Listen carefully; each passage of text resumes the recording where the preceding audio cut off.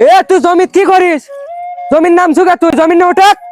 আমার জমি আমি চাষ করছি, আপনাকে সমস্যা কি ভাই? তুই যা জমি বেচে ছুঁয়ে গেছো, জমি বেচছি মানে কবে জমি বেচনো আমি? তোর ভাইয়ের সাথে আছে টিপস হয়ে গেছো।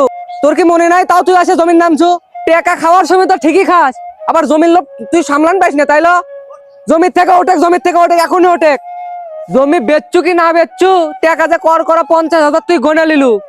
তোর সাথে বেচাল পারে হবিল, তোর ছোট ভাইয়ের ডাকে আন, তোর ছোট ভাইয়ের কাজ যা। জমি বেচছু কি না বেচছু তোর ছোট ভাইয়ের নি শুনে। ওঠে জমি নিয়ে ওঠ, তুই জমি নিয়ে এখনই ওঠে।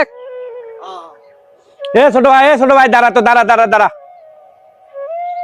কি আছে ইনকে? কি তুমি এমন ভাবলে এলো মানে মারবা তুমি আমার? কি আছে, সমস্যা কি? তুই আপন ছোট ভাই এই কাজটা করলু, তুই ব্যবসা করার জন্য টাকা চালু 50,000 সুদের উপর নেওয়ার জন্য। তুই সুদের উপর না নিয়ে তুই শুনলাম বলে ওই পাড়ার ইয়ের থেকে বলে জমি দিয়ে টাকা লিছু। আমি মূর্খ মানুষ, আমি কাগজপত্র কিছু বুঝি না।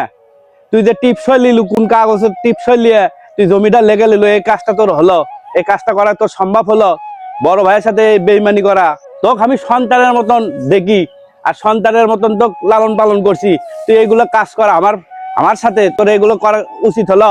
আরে জমি বেচছিটা কি আছে? কথা বলে তুমি মন খারাপ করবে নি। বাপের যত অর্থ সম্পদ সব তো তুমি চাষাবাদ করো, আমি চাষনো ঢাকাত। মোট তো তুমি খাস, আমি এক জমি বেচছি, তাতে আমার দোষ হয়ে গেছে? তোর জন্য আমি কি না করলাম রে? আমি লেখাপড়া না শিখে আমি মূর্খ হয়ে তোকে শিক্ষিত বানাচ্ছি। তুই এই কথা বলে এই কথা কয়া তো সাজলো।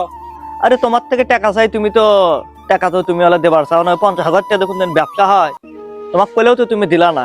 যার কারণে আমি এলাকার একটু সল চাতুরি করে গোপনে ওই জমি আমি বেচছি, 2 লাখ টাকা বেচছি। যাই হোক, আমার ভুলই হচ্ছে, তো টেনশন করো না।